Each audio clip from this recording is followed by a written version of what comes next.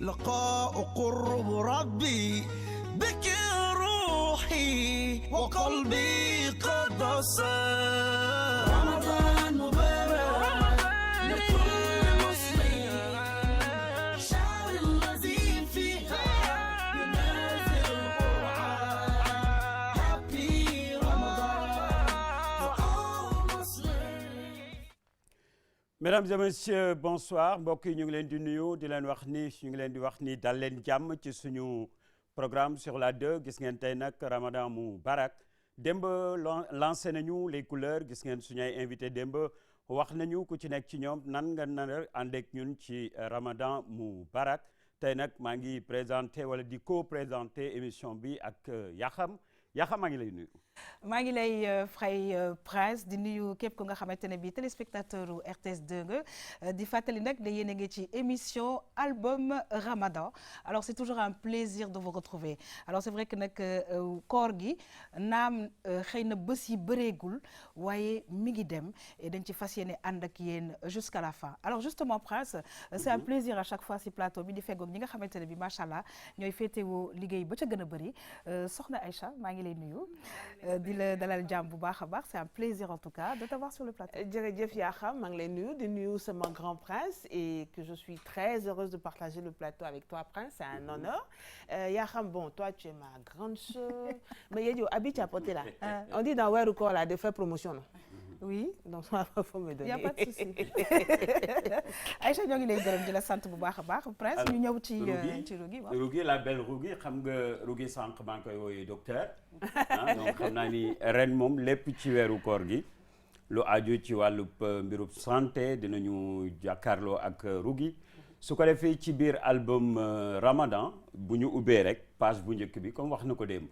nee na santé avant tout donc Rougui ñu ngi lay nuyu. absolument fay naa la bu baax Prince di nuyu Yaxam di nuyu Aïcha Malcolm et Maman di nuyu téléspectateurs yi nga xamante ne saa su nekk dañuy am mbégte di jàkkaarloo ak ñun di la wax ne rek ni nga ko waxee noonu la ni ma ko waxee démb rek noonu lañ koy fas yéene wéyale la première page c'est Rougui dans album Ramadan. Alors la santé se trouve aussi dans l'assiette alors absolument. C'est pour cela que on a toujours plaisir d'y présenter ki nga xamante ne bi mooy la belle Maman Dieye Maman c'est toujours un grand plaisir di feggo ak yow alors c'est vrai que plateau bi c'est tout en couleur ñi ngi lay nuyu di la dalal jàmm bu baax a baax la belle Maman Dieye tey dina am ci yu nga xamante ne bi di nga ci ñëw ak ñun Maman. dinaa ci ñëw ak yéen yaa xam mais balaa loolu ma nuyu la kontaan man aussi si partager plateau bi ak yow kontaan ci partager ko ak Prince suñu gan mais xam naa ne mooy mujjee doon borom kër gi rek daal di nuyu suñu gox aussi Malcolm nuyu Aïcha sama xarit ak Rougui sama xarit donc ñu daal di nuyu nag suñu téléspectateurs yi nga xamante ne ñoom ñoo tax ñuy sonn di dem di gëstu di ñëw di leen indil pour que ñu dab seen bànneex comme ni ko Rougui waxee nag bu ñu waxee santé dañuy transhumer rek daal di dem ci li nga xam ne moo di alimentation parce que tamit bokk na ci lii indi santé ci dundu nit ki loolu moo tax nag ci weeru koor bi incha allahu rabbi dañuy waxtaanee comme ni ma ko waxee démb lépp lu jëm ci wàllu gastro waxtaanee alimentation yi gën ci yéen bu ko defee bu ngeen wooree da ngeen di woor ci jàmm mën a dem liggéey ci jàmm te koor gi du leen indil benn inconvénient donc loolu rek lay doon. Alors di rappeler juste que album Ramadan mbokk yi ñi seetaan dafay am nag tous les jours juste avant ndogu parce que dafay laaj aussi ñu accompagner leen vraiment ba nga xamante ne bi dañuy jëm ci ndogu li alors ni ko Yaxam waxee noonu la donc suñu mbokk yi ñuy seetaan ak fu ngeen mën a nekk dans Dakar dans le Sénégal xam ngeen ni également ñu ngi ci canal bi donc partout fu ngeen nekk la diaspora donc restez scotché noonu la ngoon gu jot avant ndogu su ko defee ñu ànd ak yéen ci lépp loo xamee ni war ngeen ko xam te mu aju ci wàllu koor gi démb def nañu numéro 0 parce que c'était juste une manière de vous présenter nan la fas yéene demee ci weeru koor gi gis ngeen également tey am nañu invité boo xamee ni mu ngi crever le petit écran su ngeen di xool les séries dafay def la fierté de ces jeunes de sa génération mais également ñi nga xamee ni ñoo ko jiitu ci théâtre indi na ci benn style am ci façon boo xamee ni moom lay incarner les rôles di ko interpréter Malcolm. Ah, ça fait plaisir. Ça mérite benn standing ovation. Merci beaucoup. Ça fait vraiment Malcolm, plaisir. bienvenue ci Ramadan album Ramadan. Aïcha bo kon ñu ubbi deuxième page bi mais ça fait plaisir d'être présenté par son père. Un mentor aussi que je respecte beaucoup. di nuyu waa plateau bi di nuyu suñu yaay suñu mag suñu tata suñu lépp yaa xam ki nga xam ne moom may reetaan loo saa yi mu ñëwee su ma ko xalaatee sax damay ree et ça fait plaisir thérapie la merci beaucoup ak suñu rugi blouse blanche ah ak maman sama gaan la di nuyu ñëpp ñuy seetaan nuyu suñu famille suñu kilifa yi di wax émission bi yàlla nañ ko commencé jàmm jeexalee ko jàmm lépp lu ñu fi wax yàlla bu mu nekk ngistal. alors dañuy kontaan Malcolm parce que tey da nga toogee place su invité mais il faut dire que incha allah di nga dugg ci biir émission bi parce que am na yoo nga xamante ne bi macha allah di nga ñu ko indil alors Malcolm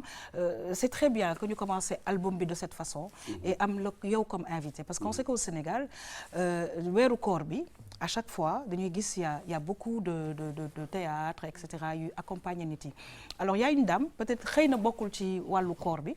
mais dafa nekk aussi ci ay séries yu bëri di ci def liggéey bu rafet alors suñu album bi tey dañuy dem xool le portrait d'une grande dame alors on va regarder dellu si waat mën ci waxtaan ak ki nga xamante ne bi chroniqueur la mais aussi il faut rappeler que Malcolm est un grand acteur ñu dem mbokk yi dellu si waat.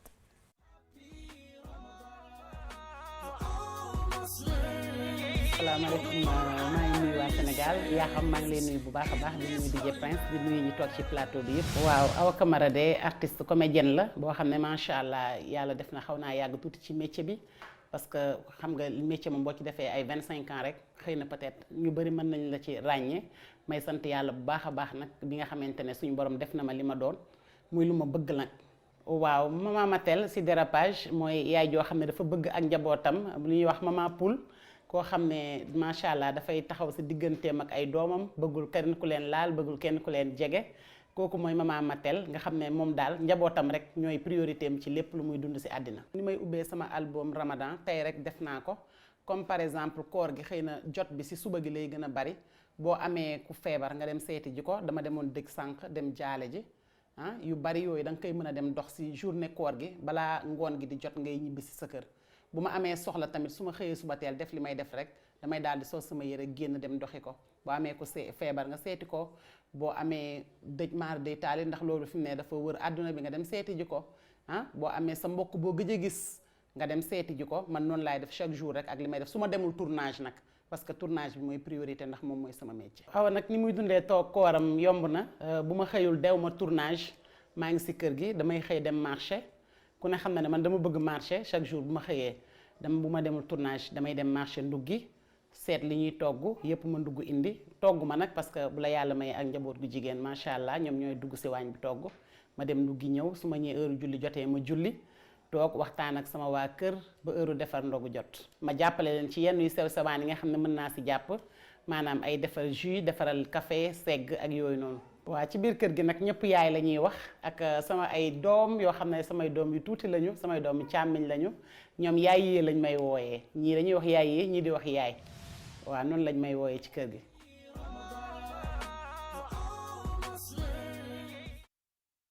waaw dañuy kontaan DJ Prince ñëw ci ki nga xamante ne bi moom mooy Awa Camara. Awa Camara xam nga génération bi daanaka bu ñu yeboo nii. seen xeet ñu ngi waaj a jeex parce que Awa Camara jaar na daaray Kocc te yàgg na fa tamit ah Malcolm mais comme tey dañu am un invité boo xamee ni ci loolu lay surfer ci la nekk en moment dama def rek lu dul rebondir ci moom Awa Camara comme yéen a bokk géew gi ngeen di léewtoo moom kilifa la ñu koy nuyu di ko baalu àq tam ci weeru koor gi parce que des fois plateau di nga musuñu bokk plateau nag mais ku ma waaw musuñu bokk plateau mais dama koy sitaan naw naa ko trop et puis li mu wax dëgg la artistes yu bëri weeru koor gi la ñu am jot ci la ñuy mën a def yenn yi préparé wu yëngalaat tuuti jaamu yàlla bi comme pas ñoom artistes yi mais presque nit ñu bëri parce que loolu lu ñu bind ci alxuraan la l'être humain est de nature hypocrite day bàyyi ba lépp jeex mu bëgg ci doom dawaat et tout mais du ko def ci bi mu waree mais ñun en tant que artiste quand même dinañ xàmmante yaay bu ñu respecté la rôle am daf koy def comme il se doit boo koy seetaan des fois sax da nga naan est-ce que melul nii man su ma gisee kuñ naan est-ce que melul nii dama naan kii ku mën rôle am la. alors Malcolm dañ ciy kontaan xam nga lu tax parce que nee na yaayee lañ koy woyee. alors je pense que ça veut tout dire, c'est-à-dire que le rôle de mère qu'elle joue daf koy vivre aussi pleinement. Alors Mama Dieye ma ñëw ak yow ci vraiment ni mu ñu expliquer un tout petit peu. C'est vrai que sur le plateau bi bon voilà beignet yeeg ñi ngi fi ak yooyu, mais il faut dire que cette dame ce qu'elle nous dit mooy que voilà elle nous parle de jus, elle nous parle d'autres choses yi nga xamante ne bi macha allah daf koy dogoo. Alors xëy na ma ñëw ci ak yow parce que tamit lekk boobu dafa nekk lu am importance. Alors ci jus boobu lu tax ma ci bëgg ci taxaw ak yow parce que jus yi c'est des jus naturels maintenant li ñuy def au Sénégal, mais faudrait-il aussi ñu xam naka lañ koy defee dosage bi parce que encore une fois ci koor lan la ñu nekk et que dog bi après les estomacs sont quand même assez creux. dëgg la yaa xamoon naa ne nag doo yàgg ci maat comme ñëw ci lekk bi sama la xam non faaw ma tooñ la mi ngi noonu gis nga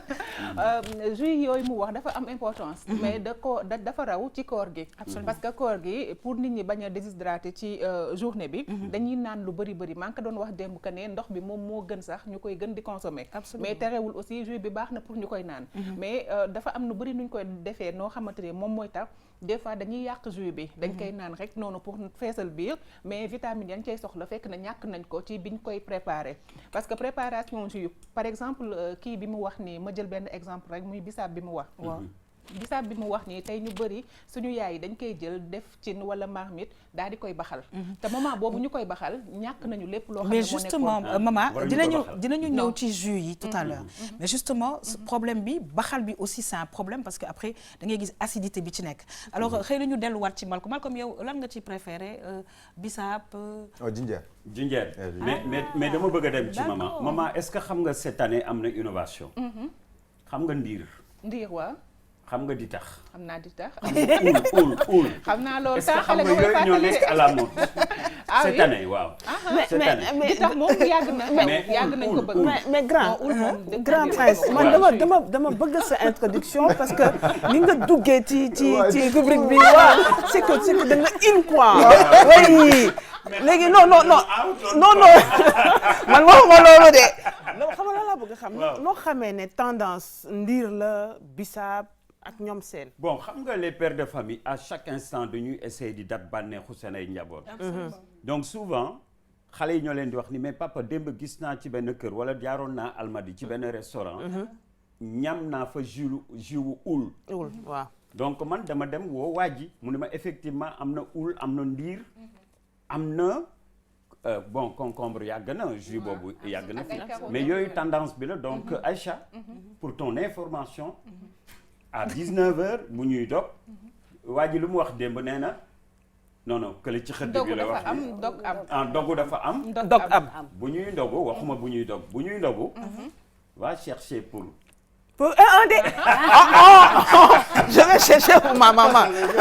C'est pas pour mais loolu ay innovation la ay innovation la parce que bëri na yoo xamante di leen nii nit ci daawuñu ko doon consommer ci noonu dañ ko doon jël xale yi ñoo ko daan lekk mais léegi da ngay gis même bisaab bu weex bi sax léegi la ñu ko gën a farataal defar jus parce que di ci bu xonq bi rek la ñu xamoon pourtant nag bu weex bi dafa neex ba bëgg a dee mais comme jinjeer bi nag non jinjeer kenn dem da nga koy laaj Malcolm waaw d'ailleurs sax dañuy ñëw ci bisaab bu weex bi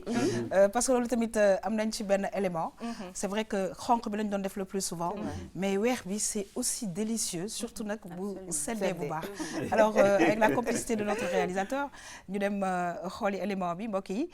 dellu si waat ci seen album Ramadan mi ngi xewee fii ci RTS 2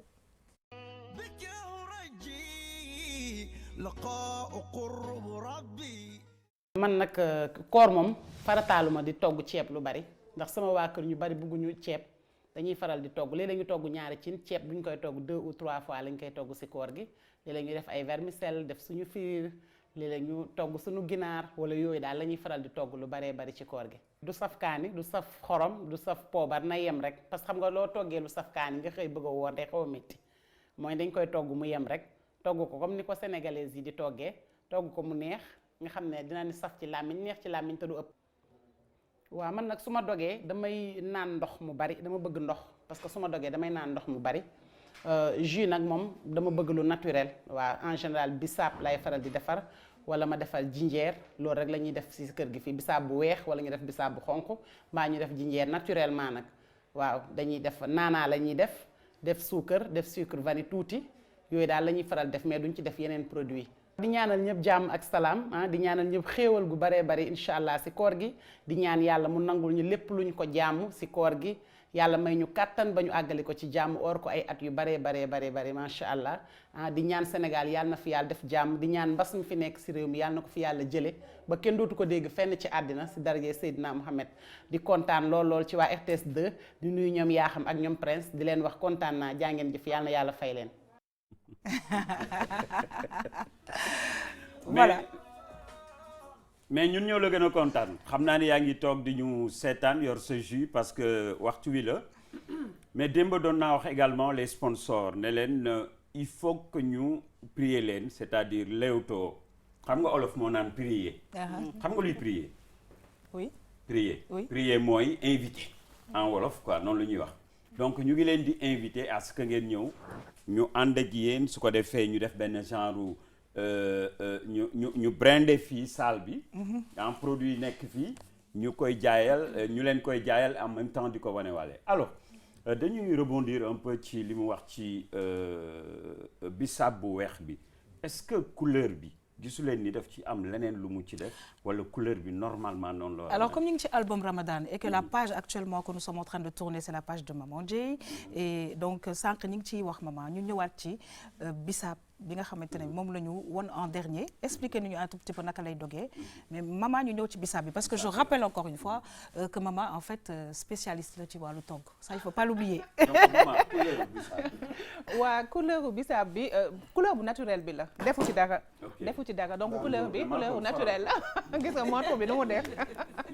mi ngi noonu mais ci couleur boobu noonu. te ma koo teg nii rek. waaw non waxal en même temps man technicien la. non lii foor na. man kii laa ni koy waxee sax non jërëjëf kii wéyalal mbay. waaw oui maman on t'écoute. voilà léegi couleur bi couleur bu naturel la. mais ci biir couleur boobu noonu dafa am rek ñoo xam ne dañ ko war a éviter ci biir askan bi mooy ñi nga xam ne dañoo am ulcère. d'accord am estomac. parce que ñoom aussi tamit di ko naan lu bëri baaxul ci ñoom. mais nag mën nañu ñëw ci ñi nga xam ne tamit dafa gën ci ñoom. mooy ñi nga xam ne dañuy am ay règles douloureuses. merci beaucoup dañuy am ay règles douloureuses wala ñu am li nga xam ne moom moo di cardiaque parce que dafay faciliter seen sang bi di gën a circuler ci seen yaram. léegi maman bëggoon naa la laaj ci bisaab bu weex boobu yow naka nga ko waxee sénégalais yi pour mu gën a naturel parce que gis nañ lu bëri lañ ciy def arôme yi nga xamante ne bi fii lay jóge et cetera yow naka nga ko digle ñi ñi seetaan ni ma ko diglee mooy ni ko saytu ba xam ne nii lañ ko war a defee ba mu gën ci ñun noonu lañ ko waxee donc loolu rek laay reprendre waxaat ko téléspectateurs yi mooy que ne bisaab bi nañ ko bàyyi di baxal li gën mooy ñu jël ndox baxal ko ba mu baax jël bisaab bi raxas def ko ci fenn sotti ci ndox bi maanaam infuser ko loolu moom moo gën donc nit yi bu nekkee dañ koy infuser mën nañ ko naan matin ak soir mais su fekkee ni que dañ koy baxal rek boobu yàq nañu vitamines yi si nekk benn ba pare tamit bisaab bi quantité bu ndaw ngay def pour que nga bañ a def mu foor parce que bu fooree tamit baaxul si yow bu fooree nekk na loo xamante ni ne lim lay mujjee indil dafay doon leneen loo xamante ni ne bokkut ak li nga ci doon ut donc da ngay def quantité bu yem parce que lépp loo gis tamit calcul la doo ñëw rek nga def quantité bu bari nga éviter aussi tamit di ci def ay yenn kii yi nga xamante ne yéen a ko gën a xam voilà pour ne pas faire de publicité donc yooyu noonu yëpp dañuy éviter pour def ko ci li gën daal mooy bu nekkee bu weex bi la nga daal di koy jël def ci sa suukar bi aussi na yem waaw nit ñi dañ koy suukar ba mu sax ça je suis sûre que Rougui va nous dire oui suukar bi na yem waaw suukar bi na yem pour que loolu moo gën ci suñu santé bu suukar bi yemee nga def sa sucre vanille daal di jël sa fleur d'oranger def ci absolument doy na pour bu weex bi boo ñëwee si bu xonq bi nga daal di jël sa naanaa boo jëlee sa naanaa menthe naanaa faas nga jaxase naanaa yëpp nga xam ne am na raxas ba mu set boole kooku boo infuser ba mu war a kii rek nga jël ko nga dugal ko ci mu daal di yebbi nga def sa sucre vanille comme ni nga def ci bu weex bi def sa frigo mu sedd nga naan loolu daal doon na lu baax. mais maman xam nga potu àndaar la ñuy jaay. xam nga potu àndaar bi. donc potu àndaar bi. est-ce que ñaari bouteilles yu 1 litre la. wala 3 bouteilles yu 1 litre la. potu àndaar bi am na ku ñuy seetaan koo xam ne mi ngi dugg ci waañ bi pour defar njar bi. wala bisaab bi. donc nan lay quantité bi. loxoom lay ci bu. waaw parce que xam nga bisaab bi dañu Ça utee dépend. prince C'est parce que important, dafa am bisaab bu xonq boo xam ne moom la ñuy wax bisaab vinto boobu dafa fort am bisaab ordinaire boobu moom moo gën a oyof donc ça dépend ci ban bisaab nga am pour xam ban ñaata qualité kii ñaata man quantité bisaabu Vimto bi laa yor. waa kay vinto bi nga yor par exemple ñu ngi defar jus de. dama la koy wax nag ni ma koy defaree man sama kër te jàpp ne aussi noonu moom moo gën parce que damay déglu aussi tamit li ñuy wax pour dire que ne man du loo xam ne dama ko xam-xam-xam mais damay gëstu rek su ma jëlee bisaab bu xonq bi loolu ngay wax xaw ma noo ko tuddee léegi maanaam Vimto. non non àndaar bi àndaar bi boo jëlee tomate àndaar bu bi mag man mën naa si am 4 bouteilles ba 5 bouteilles ok parce que tamit dafa fort ci benn pot. waaw si benn pot parce que dafa fort bisaab bi dafa fort donc mën nga ko jël nga def ci ndox bu yebbee rek da ngay am bisaab bu bëri te bouteille 5 litres et demi sax lay doon du doon lii man de moom loolu laa ci am sama kër. alors maman vraiment information yu am solo la parce que defe naa ne ci album Ramadan bi dañu ñëw aussi pour indi des informations yu nga xamante ne bi utile à nos téléspectateurs damay dellu si waat ci sunu invité d'aujourd'hui Malcom alors Malcom ñu ñëw ak yow aussi ci série yi parce que gis nañ ne que ci mois de Ramadan bi il y a beaucoup de séries qui parlent de beaucoup de choses alors en tant qu'acteur qu'est-ce que tu en penses? C'est bien, c'est très bien. Faut jamais dire que c'est mauvais, c'est très bien parce que ça fait jaillir au moins ay emploi. Au-delà de l'acting nit ki dafa war am lu mooy depuis la chaîne de valeur quoi. Voilà exactement. Donc surtout weeru koor bi dañ doon tàmm di gis ay ñetti sketch quoi. oui yuy daw ci télé yi. Et on a remarqué que télé bi gën a ëpp doole maintenant ça se trouve dans notre poche. mu nekk absolument suñu téléphone ouais. Tout à fait. ci embouteillage feu rouge mën nga xool benn affaire de 2 à 3 minutes vite fait. après nga reetaan nga dem donc il y a énormément d'acteurs et d'actrices ci réseaux sociaux yi. c'est bien c'est quelque chose qu'il faut encourager. comme li ñuy wax chaque jour rek secteur bu ci nekk fekk nit kaa ngi ci gis boppam. je pense nit dof lu bay jël 1000 francs te doo ci dimbali sa yaay sa mag sa papa ak yooyu. donc en tout cas na acteur bi di xam li mu bëgg. xam nga dafa xaw a éphémère weeru koor. dañoo tàmm kooru diw ba day dem ba day ay sang. mais il est temps tamit ku ci nekk nga xam ni am naa benn carrière de 15 à 20 ans ou 30 ans. lan laa ci war a mën a def nga am staff bu la conseil ne la tegee ko nii. de ce fait weeru koor bu jotee fekk na ni baal leen ma ci kii bi par exemple je sais pas entreprise standard ma joxoon na la benn 150 millions mais fekk na mu mat 1 an ne la defal benn sketch pour loolu. kon yaa ngi koy def gis ci njëriñ defoo ko juste parce que mag du fecc tam ci yàlla naa dee quoi. acteurs yi bëri nañ c'est très bien. et li ci soxla leen rek la dëkk bi corona bi ñëpp stressé donc quand on voit des séries. yoo xam ne day reetaan loolu nit ñi c'est à encourager et puis. message la bu jéggi dayoo pour ministre bi président mu xam ne kat ndaw ñi bëgg nañ liggéey donc mu gën leen jàppale. donc man en tant qu'acteur c'est comme ça que je le vois. mais très bien Aïcha. man daal Malcom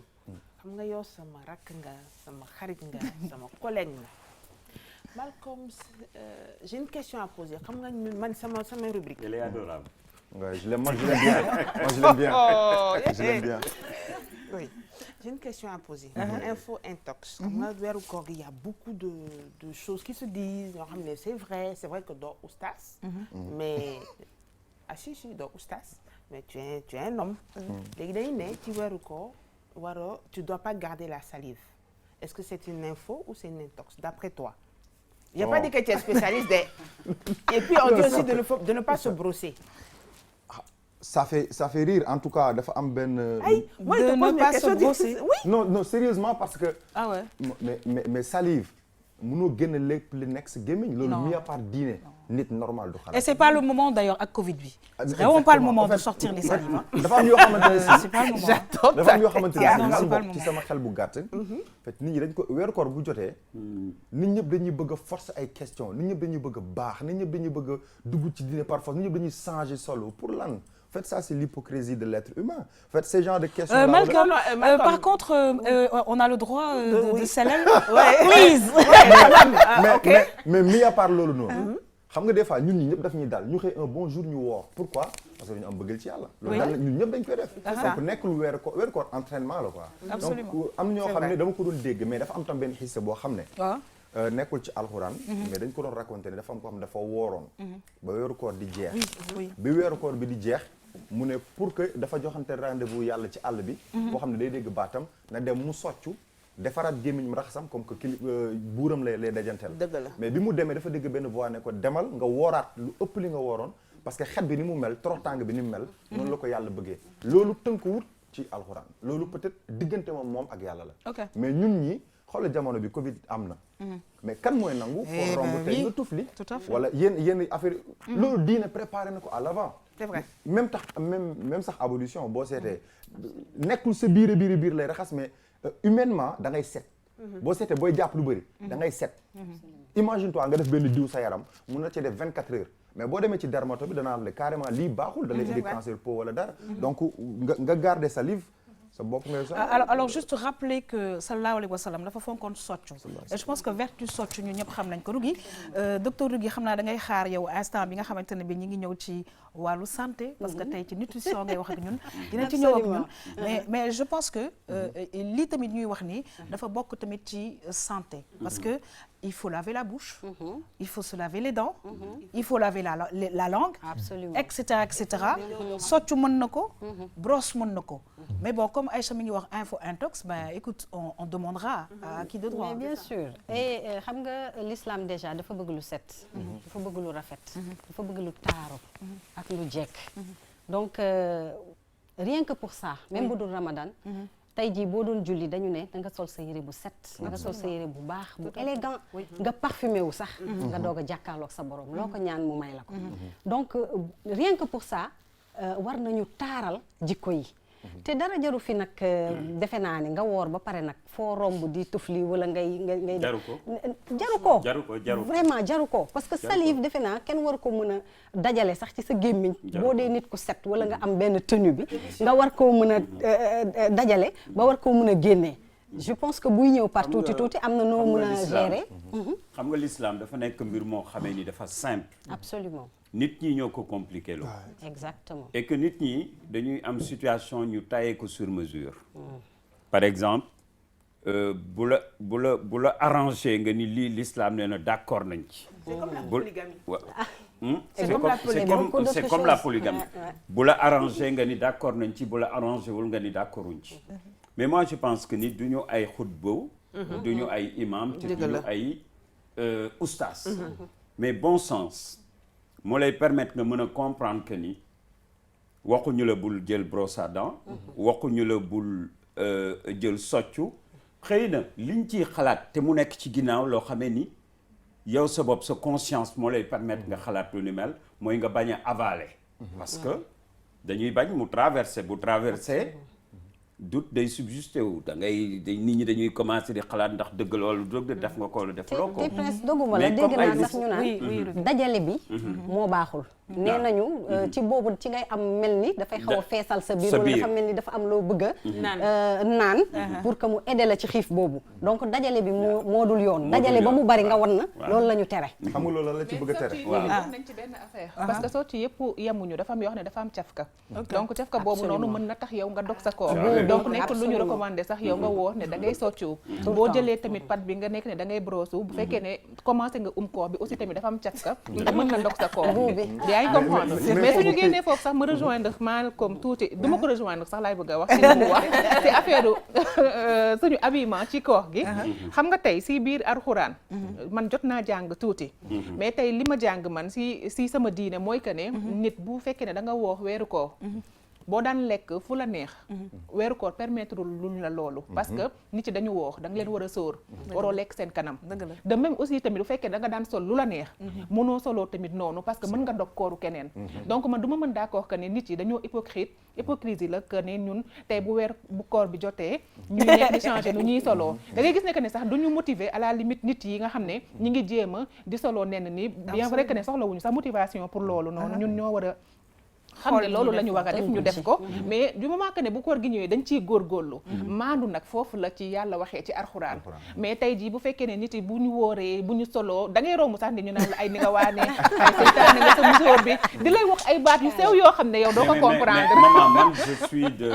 du côté de Malcolm je savais xam nga lu tax parce que gis nga am na ko wax ni du changer benn yoon d'un iota. ni mu toogee non damay damay joxe kii c'est-à-dire mu ne xam nga boo toogoon nii ñu commencé di koor waruloo changer ni nga toogee nii ni mu la fekkee noonu nga war a duggee ci koor gi moom laay wax sànq taillé sur mesure d'accord c'est-à-dire loo xamee ni sa nijaay bu la rombee day sëgg bokkul ak loo xamee ni sa nijaay bu la rombee nga sol ko day siggi boobu nag bu fekkee yaa ngi koy def ci biir koor mais boo ko mënee war nga ko mën a continuer waxuma la biir koor mu kii par exemple madame Yakham mu ngi yore fulaaram mais ça lui va très bien maman def musoor donc mën na continuer ak moom gis naa hijab bi ngeen di def alors mais c'est très nice alors tout ça c'est très bien mën naa ci kii je t'en prie dafa am ñaar yoo xam ne moom rek la ñu accepté ci weeru koor yi ci des yëpp ma dañuy taxaw di def taxaw seetlu mooy lu jëm ci alimentation lekk ak naan rek moo changé ci weerum koor ak ñiy sëy ñaar yooyu rek moo am lu ci yokk mais mis à part loolu boo ko dindee nit ki de nature ni mu doon dundee noonu lay continuer di dundee sànq wàllum sex kii bi sali bi lu bëri je suis d'accord ak li nga wax mooy set dong la du affaire de diine humainement parce que xam nga tam c'est pas jour ngay lok di lok et ci jàpp est-ce que nit mën naa wax ne bi ma wooree bi may jàpp ndox mi ma dugal sama gémmiñ lépp ba ci quantité bi gën a sew laa génne mënut ne alors Malcolm on va revenir on va essayer de souffler un peu mais moi je voulais juste attirer votre attention sur une chose c'est-à-dire li Mama Dieye wax c'est extrêmement important maanu yàlla rek a xam yàlla mu bind doomu aadamaam yi moom leen xam ndax am na lu nga xamante ne bii nekkul sax ci colin waaye ma nga ca xol ba te c'est extrêmement important mbokk yi ñu dem xooli clip bi dellu si waat Barhama az Bay Niass mooy barham borom faas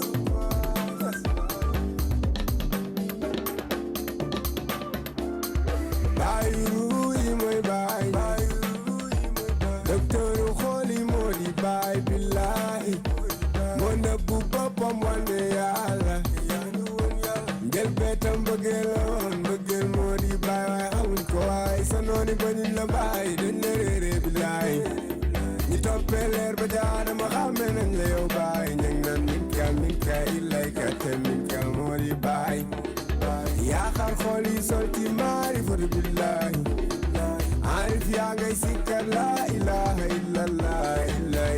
illallah baay illallah yàlla ko tànnal ñëgën te ñëgën taalibe baay bi de neexul a gësam leer be ñu nandal ñu waxee ca ësal yàlla ko ne yàlla def muy baay kooko di baay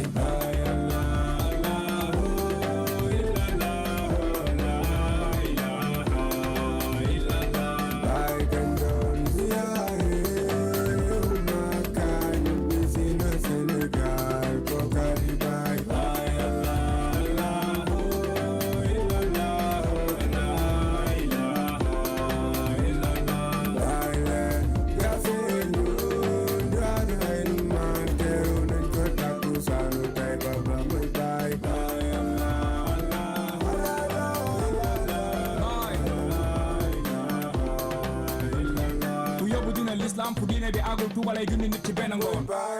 ku juddoom bi kamaal tudd cheikh al islam tëj buntu xut bu zamaan ku doonu yóneen xaqiiqatan toog ci axadiya doonu cheikhul tijaan ki def xuraan kiraamam zahiram moo gën a nëbbu baatinam buur yàlla yaa ngi jaayante ci ëttëm ba taaru yóneen bi la lamboo ca kanam ga maratan uxura taraw naa hajaban moo ne ana nafsu wal afaaxu loo woo ci yàlla baatu baay baanaa naam mooy borom faas yi borom koosi mooy déggi baay mooy baayu aas billaay ña toppee leer ba ca aadama xàmmee nañ la yow baay ñang naan min ka illay ka te min ka moo di baay yaa xar xool yi sol ci maarifatu billaay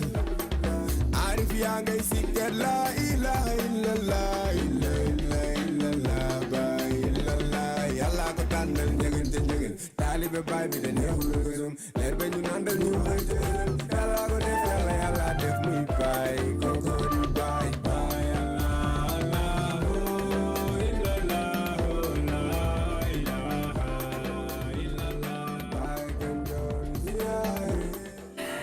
waaw dañuy kontaan ci waa Akhlou Brick c'est vrai que Malcolm ñi maa ngi lay gis nii mais maa ngi lay gis aussi ci clip bi alors sànq Mama Dieye mi ngi koy wax hors antenne mu ne bàyyi ku ko woy mu neex waaye defe naa ne suñu mag ñu baax ñi fi ne ku leen woy mu neex ñu ngi ciy profité nag wax dëgg yàlla di ñaanal ko jàmm ak salaam képp ku nga xamante ne bi oui vas-y mu ne ku ko woy mu neex mu ni jamono dina ñëw li gën lépp ci moom la jëm waaw dama doon bravo dama doon ñëw voilà mais glace bi plante bi. waaw nekkati tuuti sa col bi. col bi nii waaw ok voilà. alors sànq balaa presse di wax. je voulais juste souhaiter un bon mois de Ramadan képp ku nga xamante ne bii nekk nga chef religieux ñi nga xamante ne bii dañu nekk ci aada bi ak diine bi duñu lim waaye ñoo ngi sukk ci seen kanam di leen ñaan di leen ñaanal kooru jàmm ak salaam. alors Malcolm. mu nekk aussi clip yu nga xamante ne bi aussi ci wàllu Ramadan bi dañuy gis clip religieux yi tamit ñuy woy mag ñu baax ñi di ñëw alors ça j'ai écouté un tout petit peu ça parle de Baye Niass macha allah. waaw loolu kay jarul dëgg parce que boo xoolee rek di nga gis ci ginnaaw Ara ak Deze. ma leen di nuyu bu baax. li nga wax tamit noonu la jamono bu jotee yàlla ne jamono bii la choisir pour nangu ñaan yi donte da doon nangu mais ci la koy gën a nangu ñuy ñaan yàlla bon tolo fii fi am xëy na tuuti naa trop parce que barki Dembo Ndiaye donc laa bokk génération yu juddu mais buñ leen ñaanee ci làmmiñu kilifa yi noonu ni da ngay nangu loolu buñ ko ñaanee ci làmmiñu kilifa yi ak yéen dafa am benn wàll bu ko doon wax mu ne bu ngeen di ñaan te mu leer leen ni ay moykat ngeen nee leen yàlla nëbb naa sama làmmiñ ci ginnaaw tur diw kon tey nëbb naa sama làmmiñ ci ginnaaw wàllu yàlla yi pour corona bi bu bañ a yóbbu ci kilifa yi yàlla gis na nag xam na bu baax il fait très bien les choses exactement comme il se doit mais on en a besoin weeru koor bi tam ñu dugg ci jàmm génnee ci jàmm Baye jàmbaar la Serigne Touba jàmbaar ñoom ñëpp ay jàmbaar la dañu am chance boo xam ne dëkk yu bëri amuñ ko xam nga tey weeru koor ay xale yu ndaw ay artistes def ay raste mais nëbb ko dem woy Baye Niass nga gis benn ku jigéen boo xam tatoué ne mais weeru koor mu nëbb ko dem woy Cheikh Fall c'est une chance c'est quelque chose boo xam faut pas ben voilà on revient si muuru bi si weeru koor bi donc voilà c'est pas plus mal oui DJ Prince alors man dama doon wax par rapport aux musiques yi daw ci weeru koor bi sur le petit écran cette année encore dafa amaat beneen innovation ñii on les appelle entre guillemets des nabiens mais am nañu ñeneen ñoo xamee ni ils sont dans la gamme afro-arabe c'est-à-dire cette musique orientale. père yow da ngay jóg père léegi mu commencé koo ñàkkante ak yow ci saamu ni ko. gis nga ñooñu cette année ñoom ñooy tendance bi. d'accord waaw mooy génération Soxna Binta Thiam xaw ma ndax xam nga ko. et bien sûr. waaw Soxna Zeynab Thiam ñoom Seck Melo. ñoom Abdoul Aziz Dabakh Ndaanaan. ñooñu et puis moi je dis souvent que ni. c'est vrai que li nga wax normal na weeru koor lañ leen di gën a bare di gis ak guddi àjjuma mais man bu doon suma sago dañ leen di bàyyi ñu bokk ci course wi parce que même boo gisee dans les raaya yi fii am les awards yi fii am ñu ngi leen ciy commencé dugal mais donc dañu war régulièrement di leen participer loo parce que c'est des artistes ils ont du talent et dañuy dem ci xasida yi nga xamee ni moom la fi mag ñu baax ñi bàyyi woon bind bàyyi ñoom ñu koy génnee pour beneen génération di xam ni kat këni dune yi fi nekk mooy Cheikh Al Ibrahim maam Borom Touba Hadj Malick Sy Limamou Laye Taaleen ñoom ñëpp xale yi am na rôle bu am importance boo xam ni ci musique boobu ñuy def ñu ngi ko ci apporter donc man je demande aux télévisions les radios et les autres les animateurs ñuy focus ci ñooñu parce que ñoom it ils ont leur mot à dire ci monde boobu. merci beaucoup kon nag mbokk yi dañuy dem rek régie dellu si waat yegg si nag ci ki nga xamante ne bi mooy suñu xarit Rougui elle nous parle de nutrition aujourd'hui.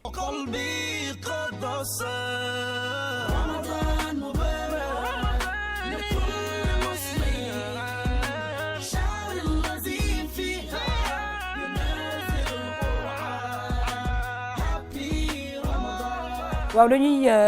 sant di gërëm ñi nga xamante ne bi ñoo safo RTS 2 album Ramadan mbokk yi di leen gërëm di leen sant bu baax te di xamal nag nekk vraiment journée bi dina metti mais koor gi mi ngi continuer dog mi ngi waaj a jot alors di rappeler nag nekk vraiment ñi nekk ci région yi ñi ngi leen di nuyu bu baax a baax parce qu'il paraît qu'il fait excessivement chaud maa ngi ci nuyu ñi nga xam ne ñu ngi seetaan par exemple fu sore di Bakel alors ma ñëw ak Rougui c'est vrai que blouse blanche la ñu wax on parle de santé elle est en blanc couleur de la paix Rougui tey nga ñëw ak ñun ci wàllu nutrition. Absolument yaa xam nga sànq dañoo dugg avec Awa Camara ñu ngi koy nuyu bu baax. ñu ngi koy nuyu au passage di ko ziar ci koor gi. dafa ñëw ak ñun ci li nga xam ne mooy consommation locale. Absolument ndax dafa ñëw si bisaab bu weex bisaab bu xonq. Prince ñëw ci moom tamit boole ci uul ak ndiir ak ñoom seen. te wàllu woowu bu ñu écarté sax côté économique bi mu am dafa baax ci suñu wér-gu-yaram ndaxte dañ ñu tàmmal vitamine balaa nga ko mën a am nga lekk pomme wala nga lekk banane wala nga lekk alors que ndiir bi mu tudd uul bi mu tudd ak bisaab bu weex beeg bu xonq bi yëpp vitamine yi mu ñu mën a apporter daanaka moom la ñuy retrouver ci yeneen yi nga dagguma la mais Malcolm muy Mama di ñëpp est-ce que suñu doom yi xam nañ lan mooy ndiir ak ay uul non mais c'est un problème c'est un réel problème. dama ko jënd dama gis côté Sandaga mère bu koy jaay ma jënd yóbbu ko sama kër mais yaa xam def na fa une semaine la honte kenn laalu ko ba pare naan maanoo mën a lekkee lii lii nuñ koy def lañ ma laaj yëy ko ne ma noo mën a lekkee lii yàbbi ko ci saa si donc tu vois man j'aime bien parce que xam naa ko ay dànq ay uul et tout ça j'aime toujours mais su ma ci jëndee yóbbu ko kër ga dañ may reetaan maman loo mën a lekkee lii donc tu vois que ne tey ñu nekk ci mouvance su produits locaux yi ci la ñuy dugg ci wàllum nutrition te ku ne xam na ne boo wooree ba ngoon di nga xaw a déshydraté ba tax na li nga xam ne mooy jus locaux yi daf cee am solo waaye rawatina nag ñi nga xamante ne defar nañ ko ci anam bi nga xam ne maman ñëw na ci léegi muy anam bu sell set te nag conservé yi nga xamante ne mooy nutriments yi mën a indil la ay ngëneel ci sa yaram alors ci yooyu noonu dañuy ñëw ci vitamines yi nga xamante ne mën na see génne muy vitamine C bi nga xam ne bisaab bi mën na la koo jox malgré que nag maman ñëw na ci flore intestinale bi dañ ci war a bàyyi xel ndax di ko def léger di ko def moins sucré di ko def nag surtout ci conservation bi ñu war koo mën a denc parce que tamit di congeler di dégeler ngëneel yi nga xamante ne moom nga ci war a mën a am doo ko ci am boo defaree sa jus mën nga koo jël nga def ko ay bouteilles yoo xamante ne ça dépend ci sa consommation journalière ci sa famille ak sa njaboot nu mu toll nga di ko génnee noonu muy lekk bi aussi la même chose boo toggee ba pare lekk bi ci boppam boo koy yekk def ko ay pàcc-pàcc mais doo ñëw nga yekk yëpp ñu lekk ko ba pare nga bëgg ko conserver pour xëdd wala nga bëgg ko conserver pour le lendemain xale yi mën koo jëfandikoo ci añ wala ci reer wala ci njogonal wala ñoom seen donc c'est déconseillé. dinañ dellu si waat ak yow dans quelques instants Aïcha xam nga lan mooy ndiir bon xam nga yaa xam man bambara la bambara nga oui nous on mange ndiir de ok tu sais quand est-ce qu'on mange ça waaw moo jee xamoon mii de nous on mange ça quand on accouche. Ça donne c'est bon à savoir. lait maternel. Ah ça bon? augmente la production laiteuse. yaa xam est-ce que ci bokk lactation. lactation. La production laiteuse. léegi moi j'aimerais bien parce que Prince nous a parlé de ndiir bi et tout. Maman j'aimerais comprendre parce que honnêtement jus de ndiir j'ai jamais goûté. mais su ngeen bëggee mën naa wax waa ji mu indi fii. non dañuy sax da ciy baax naka lañ koy defaree en fait. xam nga boo demee Maroc par exemple ñoom suñu jëlee ndiir bi wala ñu jël affaire boobu ñuy jaay ci tali bi sooy dem. mais pourquoi ci darkase bi ñuy kii waa ndamaraas bi suñu jëlee avocat dañu koy jël ñu mixé ko moom la ñuy jël ñu boole ko ci da ngay sentir ay grains ci biir fekk na loolu lañ ci def pour que xam nga xale yi ñun nag ñoom ñoo ñu ëpp chance parce que ñoom dañu am choix bu bëri dañu fekk yëpp pare waaw dañoo fekk lu bëri donc loolu moo tax xëy na li Rougui di wax léegi mën a nekk xale yi soo leen mayee ndiix wala nga may leen ay gerte kemb ak yooyu ñu naan bëgguñu mais ci biir noonu ñun aussi mën nañ trouver ay solution yoo xamante ne ni mën nañ leen ko defaral ba ñu lekk ko tout à fait te ñoom du leen déranger parce que xale dañuy dem école dañuy yóbbu goûter seen goûter yooyu ñuy yóbbu ñun war nañ ci mën a profiter pour mën leen defaral jus yoo xam ne voilà duñu yóbbu ay jus yi ñuy jaay ci boutique yi ñu yóbbu yooyu noonu seulement tamit foofu conservation bi day ñëw taxawaat parce que dafa gaaw a fermenté donc yooyu noonu yëpp dañ ciy bàyyi xel te comme lu mu wax léegi muy suñu yaay dañ leen koy waxaat di leen ko wax chaque jour que ne di congeler décongelé congelé waat ndax xam naa ne moom langage bi mu indi duñ ko waaw léegi maman xam na comprendre, congelé mais mooy loolu. décongelé boobu ngay wax ni Malcolm damay ñëw ak yow ci ñun sénégalais nu nu buggee lu sedd te dëkk bi ñu nekk dafa tàng congelé décongelé boobu dañuy jël jus defar ko ba mu baax dugal ko ci congélateur bi génnee ko mu décongelé mais ñun balaa ñuy am lu ñu neex ñu woor ba ngoon mais naan lu sedd xam naa ne suñu docteur bi dina ci wax mais est-ce que yow genre yooyu nga def parce que man honnêtement balaa may kontaan def coca bu am glace bu baax non man moom bàyyi naa loolu peut-être madame après na seetaan émission bi même budul weeru koor baaxul de lu sedd te dafa am suñu ma koy nuyu Pa Faye moom mooy suñu nayu mu koñ wakaam moom mooy nodd moom moo ne dama ko laaj ma ne ko mais yow sa dama koy tooñ dama sonal séeréer pour 18 heures nga ŋàbb sa cere dem nodd ji boo paree jaaraat ni mu ne ma booy du ma sa morom mu ne ma xam la moo tax ma dëgër ba léegi ma ne ko lu tax mu ne ma saa yu may yeewoo avant may xëy day baxal ndox mu tàng teg ko daal di jël benn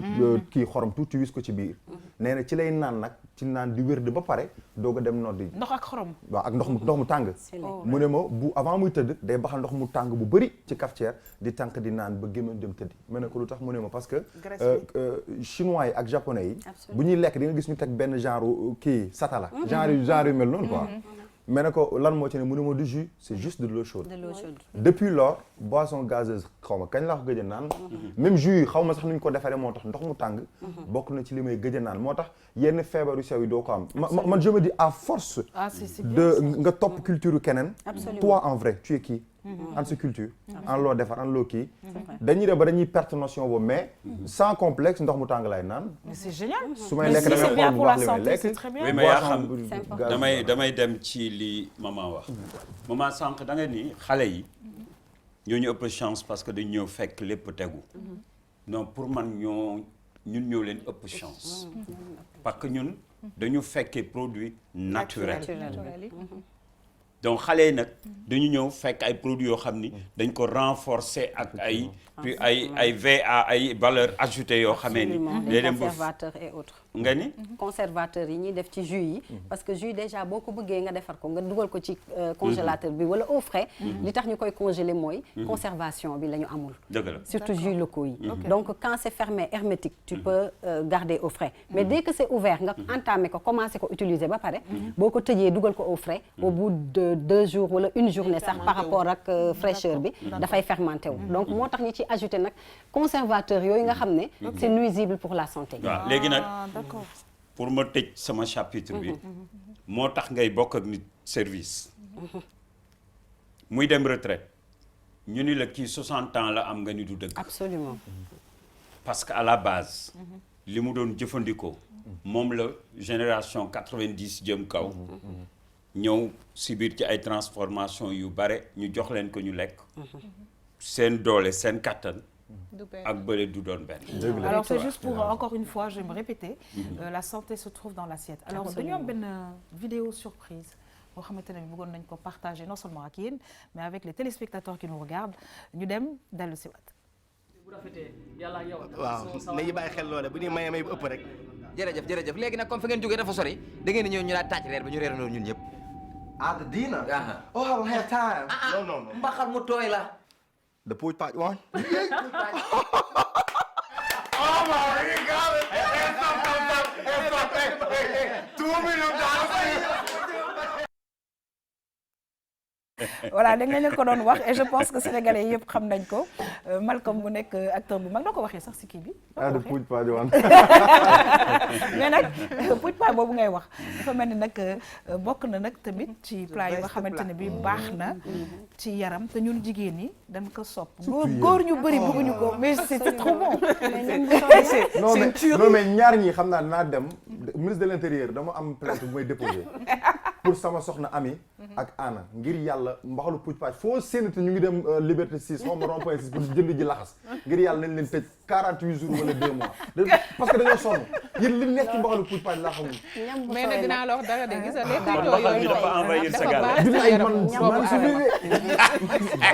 les tuto yi dafa baax ci yaramu doomu aadama surtout ci weeru koor bi xam nga yéen koy wax suñu invité bi mi ngi wax ne que ne moom weeru koor bi dafa gën a sopp ñaari cin parce que ceeb bi dafay wow. absolument waaw te léegi jamono ji aussi tamit nit yi lu ñu gàtt dégg ne léegi moom wàllu yenn jàngoro yi lu si mel ne hémorroïde dafa bari te yooyu noonu yëpp di consommer yenn lekk yu wow yi dina gën a tax mu lay gën a sonal di gën a génn foo nekk donc mbaxal bi maam kii di bañ Malcolm dafa baax daxin dafa baax ay mburgaat li muy àndal sax ak ay domoda yooyu noonu dafa neex dafa baax diversification alimentaire aussi baax na wan na ma ni sama ñaari copines yi mën na tëj ñëw na si sànq parce que mi ngi wax hygiène de vie alimentaire bi nga xam ne ñun moom la ñu amoon wala ñun sax bokk nañ ci waaw ñun moom la ñu amoon par rapport ak waaw ñun 90 ba dana mo alors moom la ñu amoon mais ñam bu tooy bi ñuy wax ni yaa xam composition bi déjà dafa baax parce que malgré nekk na ñam bu tooy loolu c'est un bénéfice mais en général li ñu koy booleel mbaxal bi boo ci defee noflaay da ngay am lu bari day fay ci waaw ci nga dégg bi damay ñëw taxaw foofu parce que tout simplement di fàttali mbokk yi ñi seetaan que album Ramadan dafay am du lundi au vendredi sur RTS2 on a largement le temps parce que koor gaa ngi soog a commencer pour parler de beaucoup de choses alors ma ñëw ci Maman Dieye juste pour dire au revoir à Maman Dieye on te retrouve très bientôt avec beaucoup de plaisir toujours nga ñëw ak ñun ci ay mbir yi nga xamante ne bi dina baax ci ñun ci koor gi waaye man kat am naa idée wu tey mooy mbaxal puj paaj n'est-ce pas Malcolm maman kon dafa jeex affaire bi ma de temps bi sentiruma sax ne dem na waaw bon di nga ko waxee rek yaa xam noonu lay demee am nañu 30 jours yi yëpp incha allah pour waxtaanee lu bëri non wàññil ëpp na 28 jours moo ci def donc am nañu temps boobu noonu yëpp pour waxtaan ak yéen lépp loo xamante ni ci seen wàllu alimentation la jëm en tout cas lu ci mën ci di am moom dañ koy gëstu saytu ko doog a ñëw tegal leen ko pour rek ngeen bég ci RTS2 donc daal di leen di remercier kontaanoon naa nag partager ak yéen plateau bi xam naa jox leen dig daje jeudi incha allah remercier nag ñi jàpp ci sama combat maa ngi remercier Bamba Couture moom mi nga xam ne moom moo ma solal donc numéro téléphone am nekk 77 419 32 32 mën ngeen ko fekk Cité Fadia wala 2 voies Liberté 5 yi kontaan naa esprit chic comme d'habitude moom moo jaar ci maquillage bi macha allah ñu ngi nuyu Fat Sané alors di remercier ki nga xamante ne bi lim ñuy indil saa su ne dafay am solo alors xam naa ne ay diabète ak yooyu ak yeneen dinañ ci ñëw ci wàll ci koor gi parce que li nga wax njëkk sa njëlbeenu wax da nga ne nit ki sax dafa war a saytu yaramam laata sax koor gi di ñëw et puis saytu yaramam toujours parce que comme li ñuy wax koor jàpp beeg julli beeg et cetera dafa nekk loo xamante ne bi dañ ko war a wëyal pendant toute la vie merci beaucoup mais man nag balaa mu doon dem am naa bu sew benn virgule sama gars yi dañuy wax fruit avant nga koy lekk ñii ni après nga koy lekk denc ko pour beneen yoon lundi lay doon lundi kon ñu ñëw ci incha allah waaw d'accord waaw lundi on est sur le plateau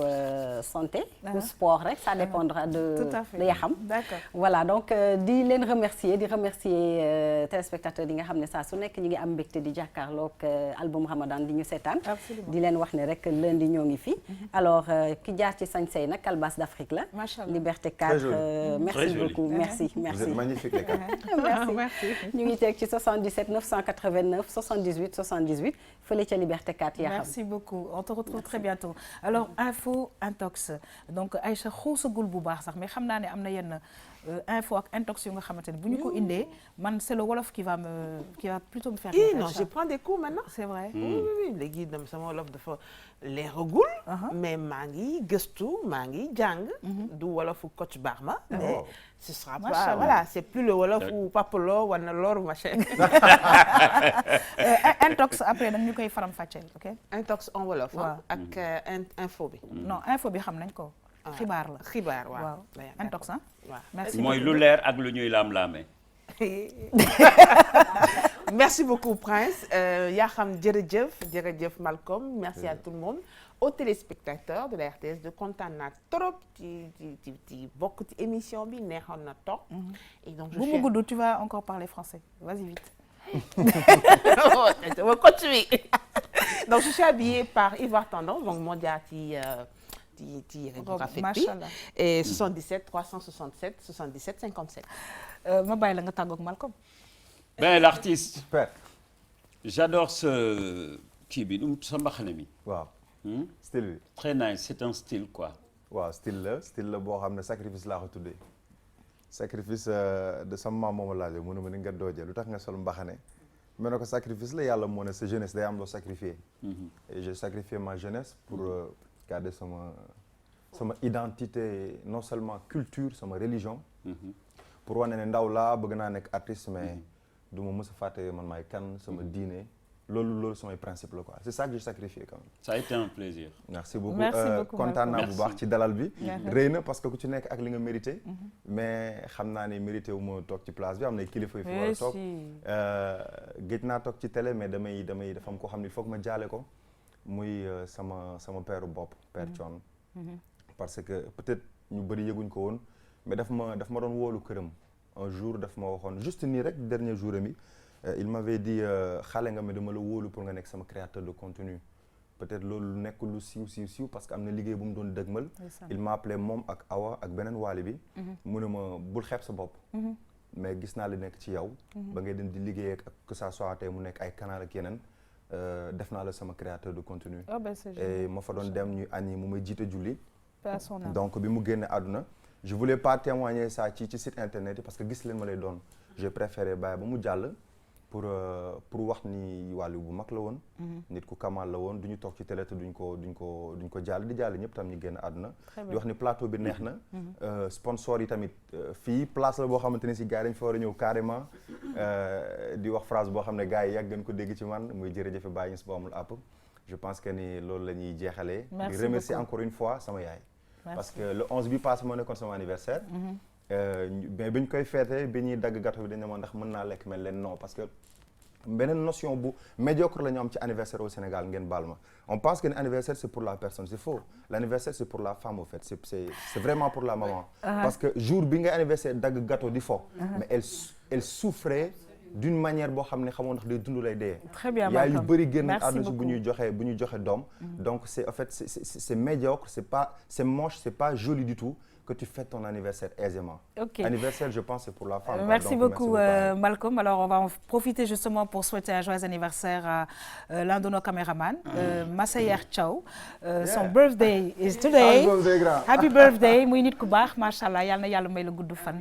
Machallah di Papou bébé Yakham. Alors, merci beaucoup, Pras. Merci, Yakham. Merci beaucoup. Rendez-vous beneen jour. Inch'Allah mbokk yi ñi ngi leen di gërëm di leen sant bu baax a baax fas yéene leen jox rendez-vous inch'Allah suba pour beneen émission album Ramadan kon nag albumu tey bi fii lañ koy tëjee tout simplement comme ça tout en vous donnant rendez-vous demain ñu ngi leen di souhaiter un très bon ndogu bonne suite des programmes sur la RTS 2 alors on se quitte avec ça au revoir.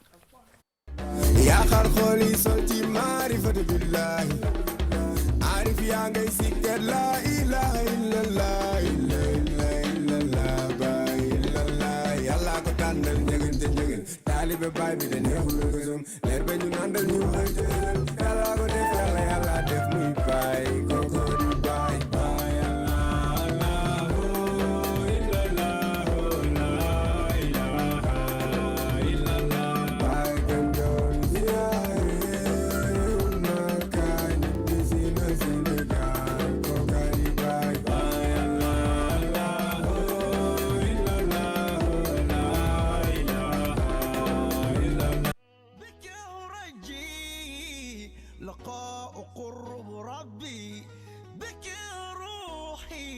وقلبي قد صار